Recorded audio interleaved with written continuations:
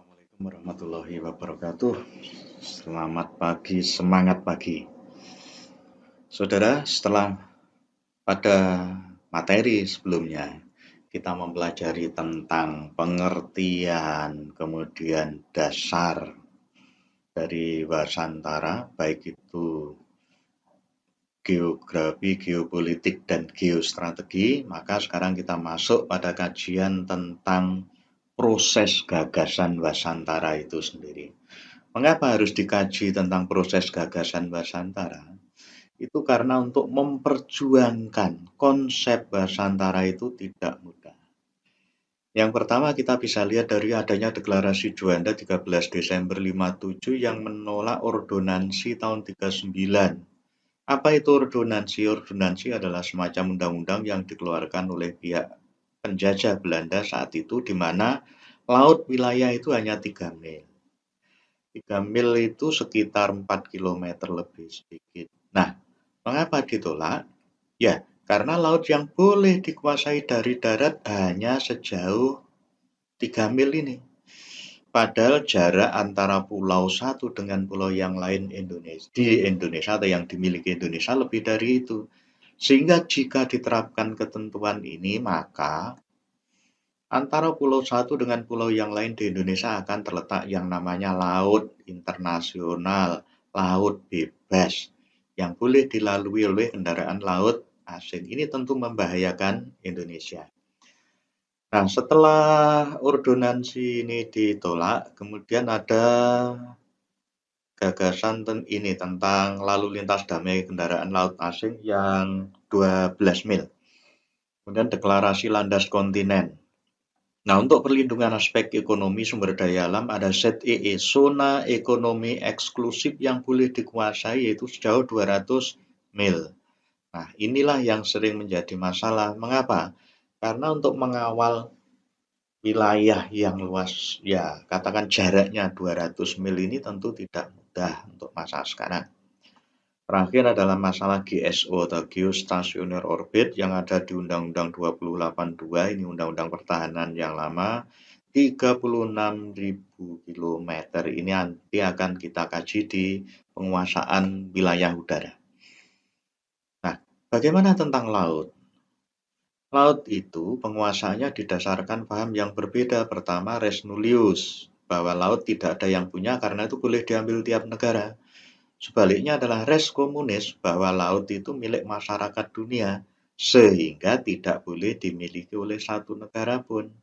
Nah, mana yang diikuti?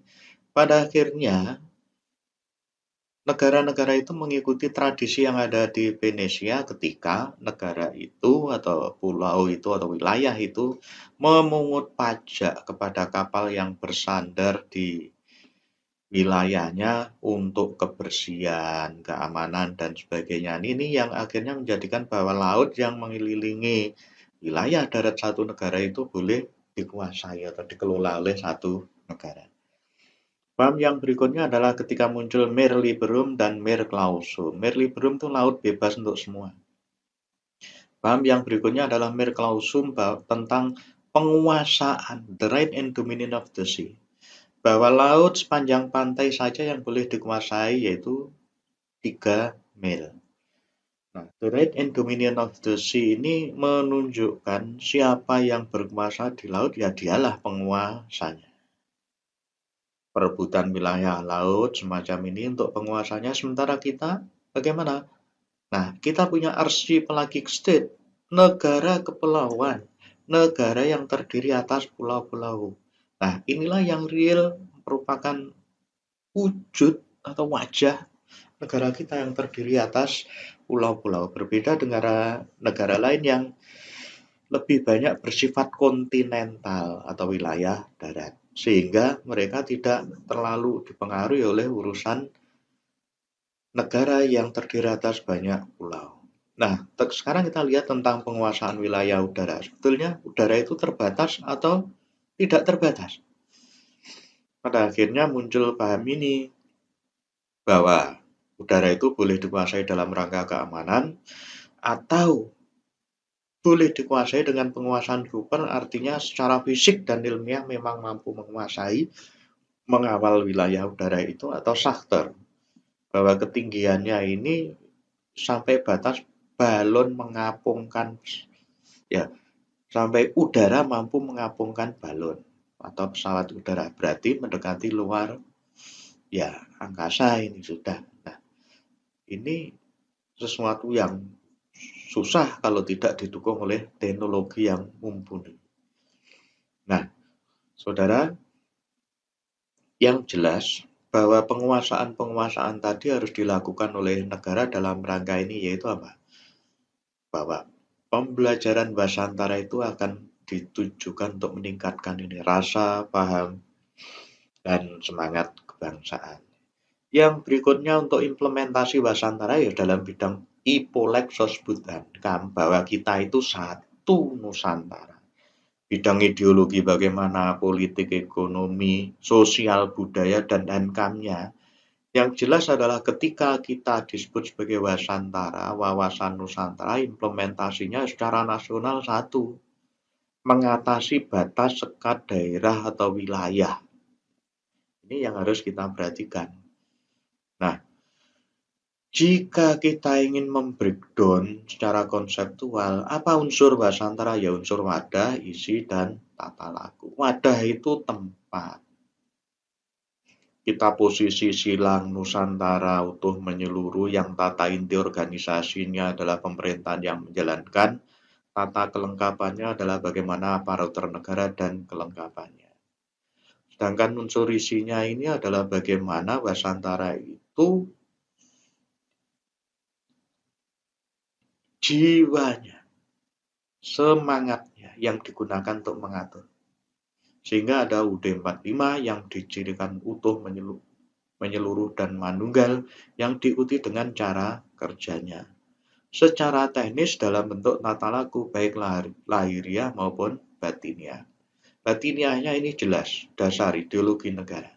Untuk tata lahiriahnya adalah dengan perencanaan, pelaksanaan, dan pengawasan, ini prosedur yang standar. Terkait dengan penugasan ini, saudara, terkait dengan materi ini, maka penugasannya adalah saudara nanti harus mencoba memahami bagaimana upaya kita mewujudkan Basantara, memperjuangkannya, apa yang melatar belakanginya. Ingat bagaimana arsip Lagikstit yang memang wujud nyata wilayah Indonesia, sampai akhirnya pada implementasi Basantara dalam kehidupan Ipolek Sosbudhankam. Oke, saudara bisa mempelajari materi yang dilampirkan pada penugasan ini. Juga saudara bisa mencari sumber yang kredibel untuk melengkapi pemikiran-pemikiran saudara. Saya pikir itu saudara yang bisa disampaikan pada kesempatan ini. Silakan belajar mengkonstruk pemikiran saudara sehingga menjadi hasil pikir yang bagus yang akan berguna bagi saudara ke depannya. Selamat belajar, selamat mengerjakan, hindarkan copy paste. Assalamualaikum warahmatullahi wabarakatuh. Semangat pagi.